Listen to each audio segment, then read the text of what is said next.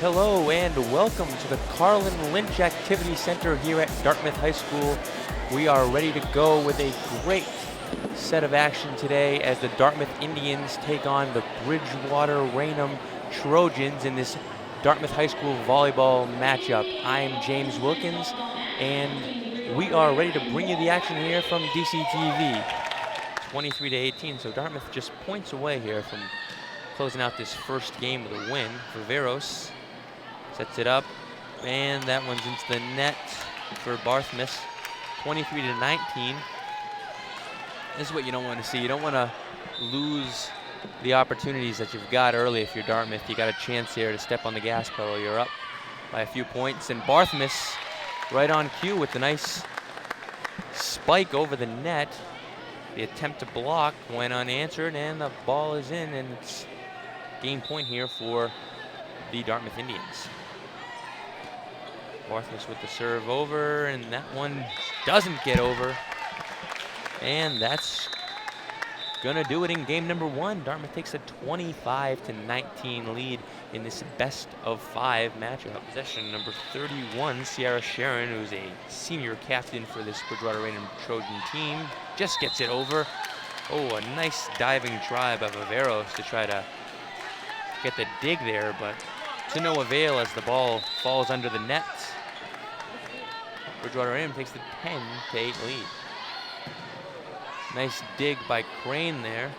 Shaughnessy sets up her teammate. Hello, back to Peach, and Peach just hits it wide past the line. The official motions the points in favor of Bridgewater Raynham, and Sharon is now controlling serve again. Canera to Labrie, and Labrie sends it over off of Shaughnessy for the Dartmouth points. 11-9 here as Dartmouth closes the gap again. Points 11-10 as again they try to get back to even here. Coelho set to serve the ball again. Look, a double touch was called there. Coelho to the back line again, number 20. Callanan sends it over, and Peach sends the ball back over for the kill. Sends it into no man's land there for the point for Dartmouth. That ball sent wide, and that is it. Bridgewater Raynham sends the ball wide. Dartmouth gets the point. It's 25-20. Dartmouth comes with a clean sweep. Rachel Lassie out to high-five her team as they come across to high-five the Bridgewater Raynham team, who gave them definitely a tough match today, but was unable to get any set wins, and Dartmouth takes the clean sweep. So that's it. You can see it there on the TV screens. It's 3-0 Dartmouth with this win over Bridgewater Raynham in the Old Colony League match. Dartmouth moves to 1-1 in the Old Colony now, 8-1 for the season.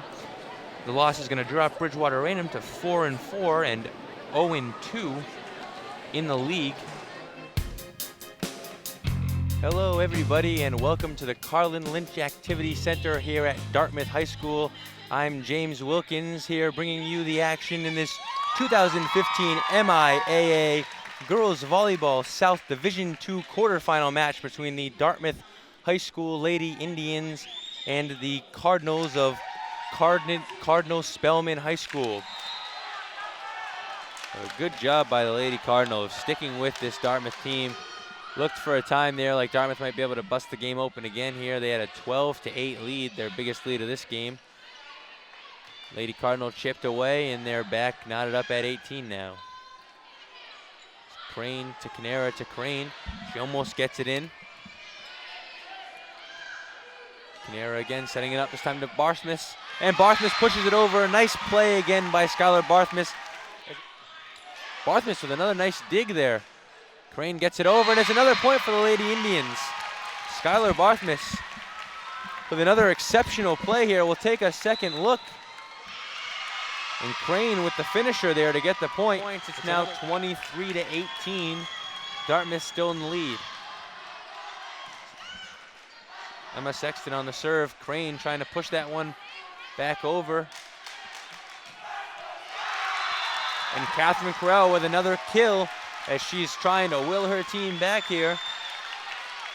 Another consecutive point for Cardinal Spellman as their fans are starting to get into it again. It's now 23-19 Dartmouth. Crane, Canera, Dartmouth needs a point here to stop the bleeding, and they get it from who else but Skylar Barthmas, who's had a tremendous matchup all game. We'll take another look at this one. Canero with the nice set to Barthmas, who comes through, sends it just in front of the libero, Abby Cook, for another Dartmouth point, and they're a point away from getting a win here, and it looks like they might get it.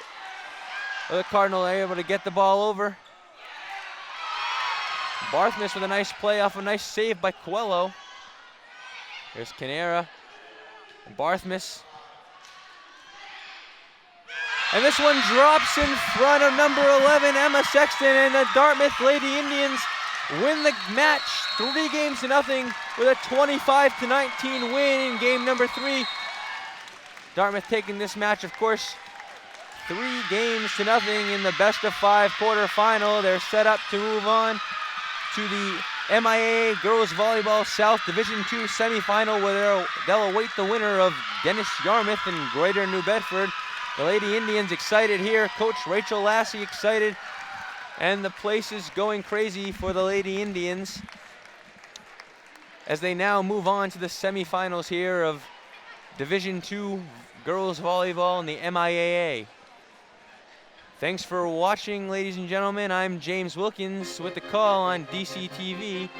Until next time, have a good night.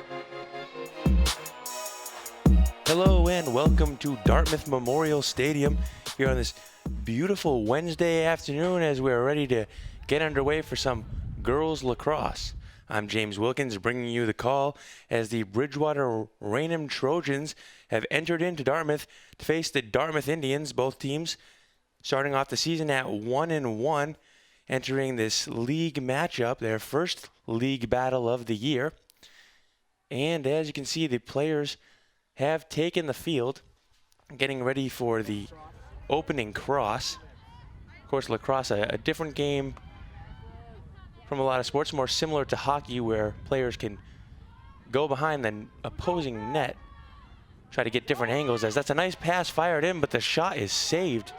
A great save there by the goaltender, Bridget Newbury, for Bridgewater Raynham, as it looked like a no doubt one-time opportunity there for Amber Brambent. She gets the pass in. It's Gamachi now attacking. And another goal for Grace Gamachi as she gets her second goal of the game. Did it all herself there, just attacked the net right off the pass from Goodman. And we'll take another look here. Here's Gamachi. One move past the defender, a nice spin move there. And fires it right past the goaltender, Newbury. Her second goal of the game. Dartmouth 7th as a team, and they're on top by 6 now. But that's gonna do it as Dartmouth wins this game 18-6. Thanks to Grace Gamachi, had 6 goals, Jen Wheaton 3 herself, Riley Paiva, Callie Andrade, and Megan Belmont all with 2. Add in 1 from Casey Good, and that was 18. Dartmouth, the 18-6 winners over the Trojans of Bridgewater Raynham. Dartmouth, of course, moves to 2-1 on the season. Bridgewater Raynham falls to 1-2. That's going to do it here from Memorial Stadium. I'm James Wilkins. Until next time, everybody. Take care. After a 6-1 start to the season, the Dartmouth Indians find themselves at 7-5. They'll welcome in the 10-1 Bridgewater Raynham Trojans, who lead the Old Colony Conference today here on DCTV, coming up next. Hello everybody and welcome to another installment of DCTV's coverage of Dartmouth High softball. I'm James Wilkins here, bringing you the call from Quinn School as the Dartmouth Indians welcome in the Bridgewater Raynham Trojans, and this is going to be quite the matchup, ladies and gentlemen. A game of 2 of the top teams in the Old Colony League. Dartmouth comes in at 7-5, 1-1 overall. Bridgewater Raynham, the big bad team in the OCL, coming in at 10-1, 2-0 in the OCL. So a big game for both teams. Bridgewater Raynham can really create some separation in the conference, looking for a conference title with a win here. They'd move to 3-0 on the season with just one more game against Barnstable.